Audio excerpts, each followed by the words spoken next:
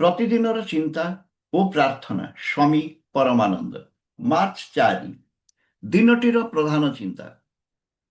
ଆମ ସମସ୍ତଙ୍କ ଭିତରେ ହିଁ ସ୍ୱାଭାବିକ ବିରକ୍ତ ବୋଧ ରହିଛି। ସ୍ମରଣୀୟ ପଂକ୍ତି।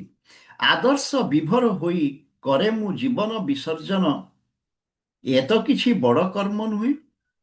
ଯଦି ତାଙ୍କ ଇଚ୍ଛା ହୁଏ ଅଛି ମୁହିଁ ରାଜି, ଯଦି ମୋ ପ୍ରାଣ କରେ ବହୁଜନେ କଲ୍ୟାଣ, ଅଛି ମୁଁ ପ୍ରସ୍ତୁତ। ଯଦି କରି ଉଦ୍ଧାର ବହୁଜନେ ଯାଏ ମୋର ଏ ଜୀବନ, ଅଛି ମୁଁ ପ୍ରସ୍ତୁତ ସୁଖୀ ହେବା ପାଇଁ। ନୀତି ଉପଦେଶ। ଯେତେବେଳେ ଆମେ ନିଜର ଲାଭ କ୍ଷତିର କଥା ନ ଭାବିବା, ଫଳାଫଳକୁ ନେଇ ଆତଙ୍କିତ ନ ହେବା, ଆତ୍ମତ୍ୟାଗ ପାଇଁ ପ୍ରସ୍ତୁତ ହେବା, ସେତେବେଳେ ହିଁ ଆମେ ବଡ଼ ବଡ଼ କାର୍ଯ୍ୟ କରିବା ପାଇଁ ସମର୍ଥ ହେବା।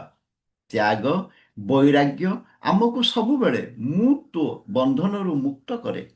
ତ୍ୟାଗ ଆମର ସତ୍ ସ୍ୱଭାବ ବିରୁଦ୍ଧ ଯାହା କିଛି ଅଛି ସେ ସବୁକୁ ଦୂର କରିଦିଏ। ଆମେ ଯେତେବେଳେ ମହାସମ୍ପଦର ସନ୍ଧାନ ପାଉ, ସେତେବେଳେ ଆଉ ସାମାନ୍ୟ ଧନର ଇଚ୍ଛା ରହେ ନାହିଁ।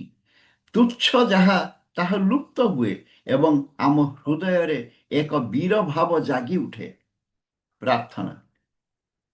ଦୈବ ପ୍ରେରଣା ଲାଭ ପାଇଁ ମୁଁ ଯେପରି ହୃଦୟ ଖୋଲି ଦେଇପାରେ, ସକଳ ବିକ୍ଷିପ୍ତତାରୁ ମୁଁ ଯେପରି ମୋର ଚିନ୍ତାକୁ ମୁକ୍ତ କରିପାରେ, ଦୃଷ୍ଟି ଯେପରି ମୋର ସ୍ୱଚ୍ଛ ହୁଏ, ମୁଁ ଯେପରି ତାଙ୍କର ପବିତ୍ର ଆବିର୍ଭାବ ଦେଖିପାରେ, ମୋର ମନକୁ ହୃଦୟକୁ ଓ ଆଧ୍ୟାତ୍ମିକ ଚେତନାକୁ ଜାଗ୍ରତ କର ପ୍ରଭୁ। ଯେପରି ସକଳ କାର୍ଯ୍ୟ ମଧ୍ୟ ଦେଇ ମୁଁ ଶକ୍ତି ଓ ଉଦାରତା ପ୍ରକାଶ କରିପାରେ।